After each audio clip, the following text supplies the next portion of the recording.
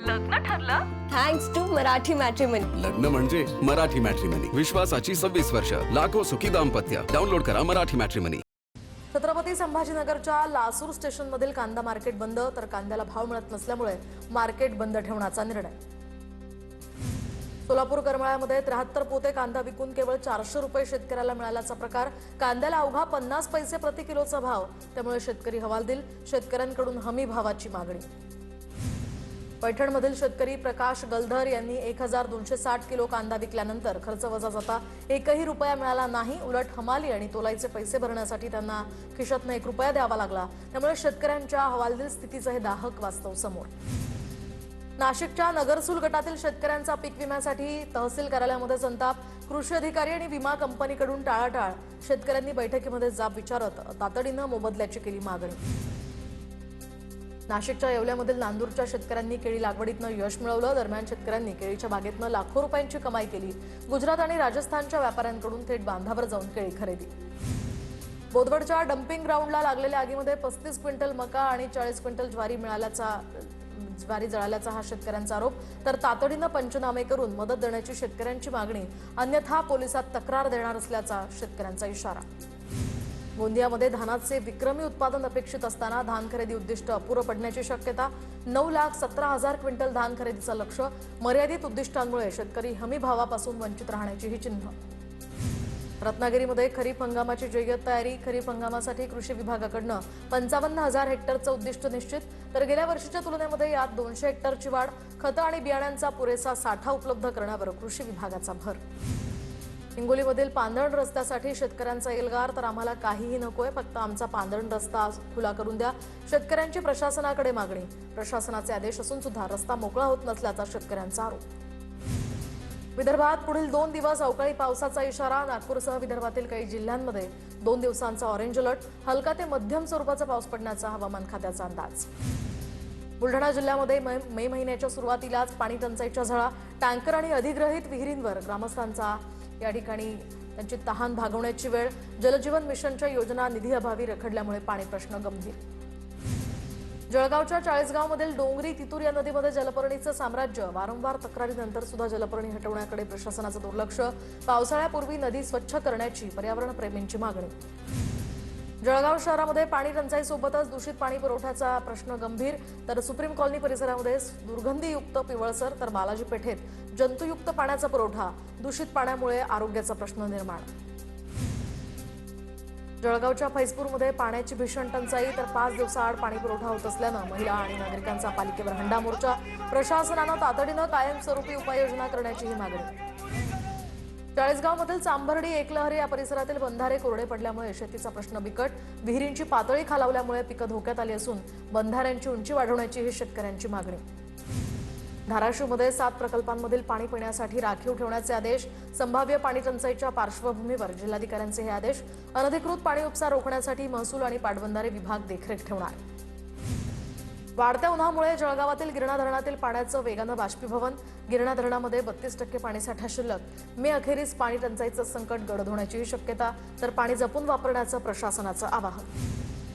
धुळे तालुक्यातल्या दिवाणमळा या गावामध्ये पाणी टंचाई. तर ग्रामस्थांची पाण्यासाठी वणवण.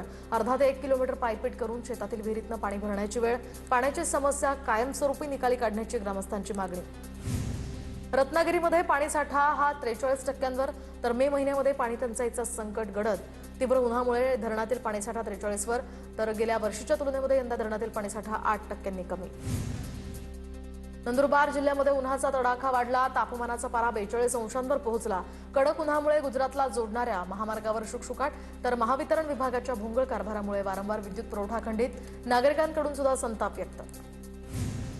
अमरावतीच्या धारणी, चिखलदरा, नांदगाव, खंडेश्वर आणि वरुड तालुक्यामध्ये भूजल पातळीत घट.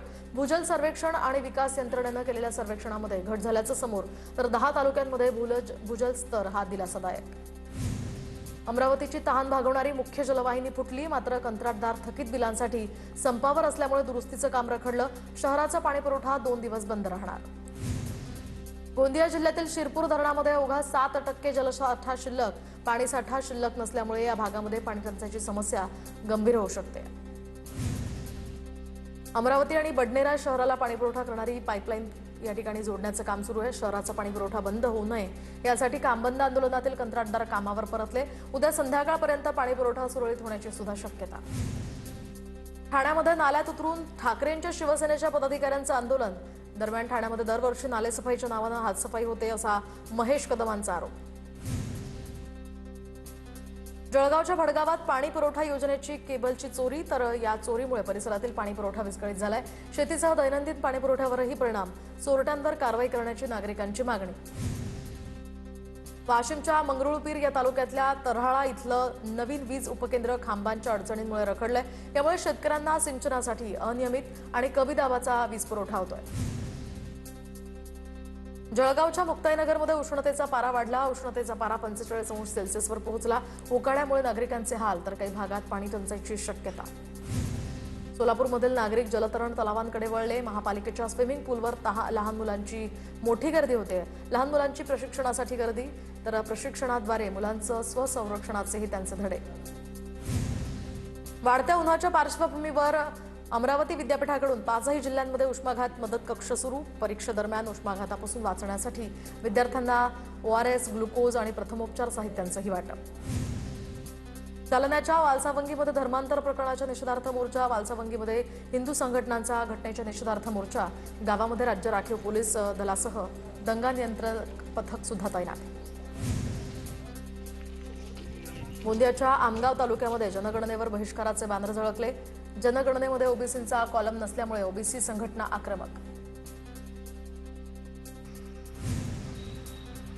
नागपूर महापालिकेच्या तिजोरीमध्ये भर पडणार, तर एलईडी जाहिरातीमध्ये शुल्कात 100% वाढ करण्याचा निर्णय। सध्या फलकांपेक्षा एलईडीवर जास्त जाहिराती दिसत असल्यामुळे हा निर्णय घेण्यात आलाय। स्थायी समितीच्या मंजुरीनंतर दरवाढ लागू होणार।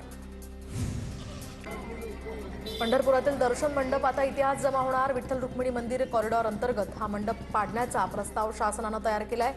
इमारतीचा हा एकच मजला वापरामध्ये येत असल्यामुळे हा निर्णय। पिंपरी चिंचवडच्या सांगवी परिसरातील इमारतीच्या लिफ्टमध्ये अडकलेल्या 7 जणांची सुटका। लिफ्टमध्ये क्षमतेपेक्षा जास्त जणांनी प्रवेश केल्यानं या ठिकाणी ही घटना घडली होती। अकोल्यात 10वीचा निकाल जाहीर झाल्यानंतर विद्यार्थ्यांचा जल्लोष, तर निकालानंतर अनेक शाळांमध्ये मिठाई वाटत आनंद साजरा। अनेक विद्यार्थ्यांनी यावेळी डान्स करत जल्लोष केला।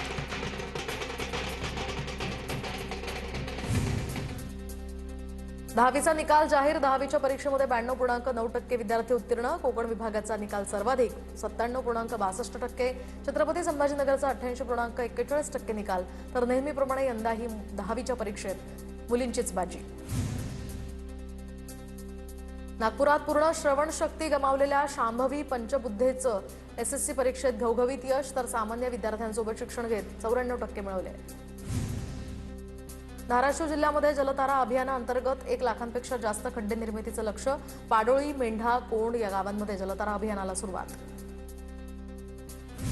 नांदूर मधमेश्वरच्या जलाशयात 2.5 एकरच्या बेटावर फुलली 2 ते 3 हजार सहस्त्र कमळपुष्प, तर जलस्तर टिकून राहिल्याचाही फायदा। ऑक्टोबरपर्यंत चालणार फुलांचा हा हंगाम। धुळ्यातील पिंपळनेर जवळच्या दहिवेली या शिवारात पेट्रोलच्या टँकरचा अपघात। अपघातानंतर पेट्रोल घेण्यासाठी नागरिकांची झुंबड। हजारो लिटरची नासाडी। अपघातामुळे 8,000 लिटर डिझेल आणि 4,000 लिटर पेट्रोलची गळती। सोलापुरात अल्पवयीन मुलीवर अत्याचार करणाऱ्या आरोपीला 20 वर्ष सक्त मजुरीची शिक्षा।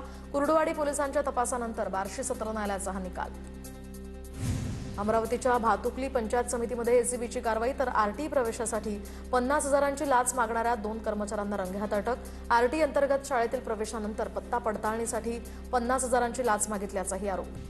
बीडमध्ये राष्ट्रीय महामार्गावर भूसंपादन मावेजा घोटाळा प्रकरणी आरोपी अविनाश पाठकला सत्र न्यायालयात हजर केलं। तत्कालीन जिल्हाधिकारी अविनाश पाठकला काल एसआयटीनं ताब्यात घेतलं। लातूरमध्ये अविनाश पाठकला अटक करण्यात आली होती। बीडचे तत्कालीन जिल्हाधिकारी अविनाश पाठक यांना लातूरमधून अटक, तर भ्रष्टाचार प्रतिबंधक कायद्यानुसार निष्पन्न झालेले आरोपी म्हणून अविनाश पाठक यांना अटक। लातूर पोलिसांच्या मदतीनं बीड पोलिसांची ही कारवाई। संभाजीनगरमध्ये सोन्या चांदीच्या दुकानातनं 90,000च्या सोन्याची अंगठी लंपास। बुरखा घालून आलेल्या महिलेची हातचलाखी, तर पुंडलिक नगर पोलिसांकडून या संदर्भात गुन्हा दाखल। सीसीटीव्हीच्या आधारे महिलांचा शोध सुरू। नागपुरात अतिक्रमण कारवाई दरम्यान जोरदार राडा। अतिक्रमण कारवाईला विरोध केल्यामुळे घटनास्थळी गोंधळ। स्थानिक काँग्रेस नगरसेवक वसीम खान यांना पोलिसांनी ताब्यात घेतलं। रात्री उशिरा समज दिल्यानंतर वसीम खान यांना सोडण्यात आलंय। धाराशिवच्या सीना नदीपात्रात अवैध वाळू उपसा करणाऱ्या 3 बोटी उद्ध्वस्त. महसूल आणि पोलीस विभागाची सापळा रचून संयुक्त कारवाईमुळे परिसरात खळबळ. मुंबई पालिका मुख्यालयामध्ये महिला कर्मचाऱ्याच्या कथित विनयभंगाचं प्रकरण तर बीएमसी अधिकाऱ्यावर गुन्हा दाखल. बीएमसी अधिकारी इरफान यांच्यावर महिला कर्मचाऱ्याची गैरवर्तन केल्याचा आरोप. लातूर महानगरपालिकेकडून अतिक्रमण हटाव मोहीम हाती तर पालिकेकडनं मुख्य बाजारपेठेतील 600 अतिक्रमण जमीनदोस्त. गोंदियाच्या गिरोला गावामध्ये कागदावरच सिमेंट रस्ता बांधल्याचा आरोप. मनरेगा अंतर्गत 4.5 लाखांहून अधिकचा खर्च दाखवला, मात्र प्रत्यक्षात रस्ताच नसल्याचा ग्रामस्थांचा दावा. पंचायत समिती आणि संबंधित अधिकाऱ्यांच्या भूमिकेवर आता प्रश्नचिन्ह उपस्थित. भंडाऱ्याच्या मुरमाडी या सावरी ग्रामपंचायतीचा मनमानी कारभार. गडर नालीच्या कामावर कंत्राटदाराच्या मजुरांऐवजी ग्रामपंचायत कर्मचारी. सामाजिक कार्यकर्त्यांना हा व्हिडिओ काढताच पळापळ. भ्रष्ट कारभारावर गावकऱ्यांकडून संताप व्यक्त. लग्न ठरलं? Thanks to Marathi matrimony. लग्न म्हणजे मराठी मॅट्रिमनी. विश्वासाची 26 वर्ष. लाखो सुखी दाम्पत्य. डाउनलोड करा मराठी मॅट्रिमनी.